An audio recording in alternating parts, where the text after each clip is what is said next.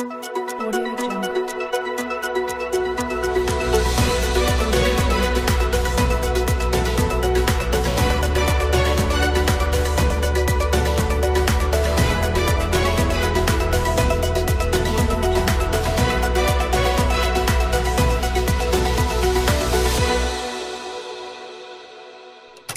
Katakan bahwa itu moralnya lebih tinggi dari saya.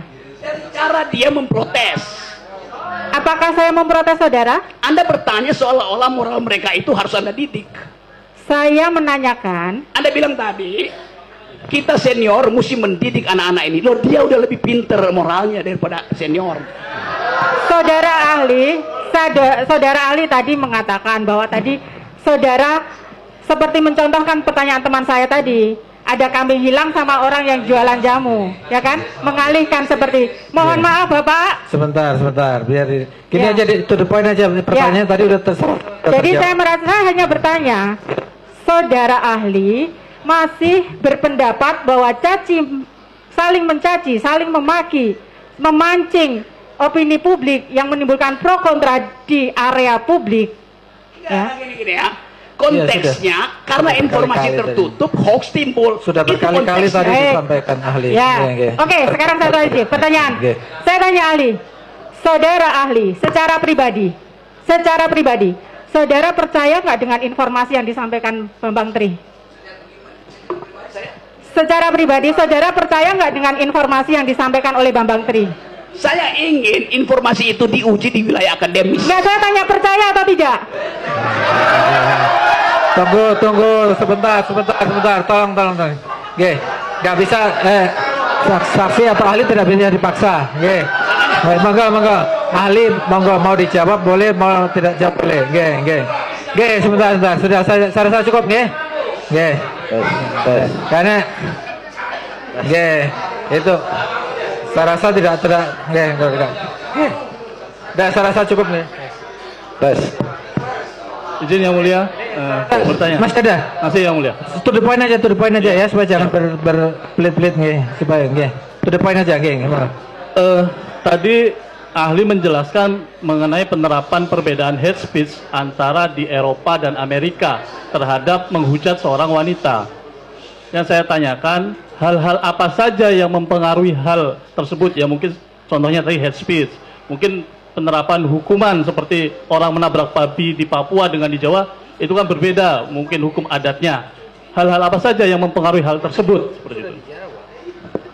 Ini ya, hate speech itu istilah di dalam hukum internasional yang dikaitkan dengan persoalan masa lalu di mana satu kelompok itu dihinakan, itu dasarnya. Ini bukan soal local wisdom, salah lagi Anda tuh, nggak ada urusan dengan local wisdom. Kenapa begitu? Supaya memproteksi potensi itu berlangsung ke depan itu. Itu intinya tuh. Jadi kalau saya terangkan etimologi, genealogi dari soal-soal itu, saya mau beritahu bahwa sistem berpikir kita dibuat sedemikian rupa sehingga kita lupa bahwa sesuatu itu ada sejarahnya tuh. Termasuk KUHP yang baru itu. Kan kacau isinya kan. Karena nggak ngerti sejarah tentang hate speech itu. Jadi diterjemahan, oh hate speech artinya ujaran kebencian. Oh, hate speech itu kata utuh, nggak boleh diterjemahkan. Begitu terjemahkan, dia berubah menjadi fungsi untuk kita foto aja. Siapa yang yakin bahwa itu benar apa salah? Lo itu nalarnya ada di situ. Jadi saya kasih kritik bahkan ke pembuat undang-undang. Anda nggak baca sejarah intelektual dari demokrasi, dari hukum itu. Itu pentingnya di Fakultas Hukum diajaran intellectual history, legal philosophy. Itu. Jadi kalau saya layani pertanyaan begini, itu saya cuma bayangkan. Kalian di Fakultas Hukum belajar apa itu?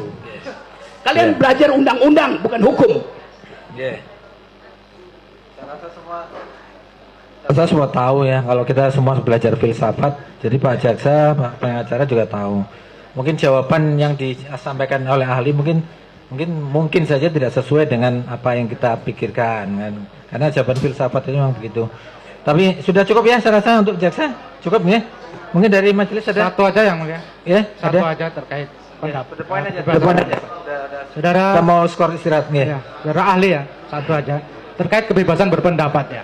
Tadi ahli menjelaskan memang masyarakat bebas berpendapat, bebas mengutarakan kritik, kritis dan segala macam ya. Menurut ahli, apakah kebebasan berpendapat tersebut, apakah sebebas-bebasnya tanpa ada batasan-batasan, tanpa ada aturan-aturan yang diatur di dalam negara kita selaku negara hukum? Secara normatif tidak boleh ada larangan terhadap kebebasan berpendapat. Tunggu dulu. Secara normatif. Pendapat ahli. Karena prinsipnya adalah hanya mungkin seseorang itu dihargai dignitinya kalau seluruh pendapatnya dia keluarkan.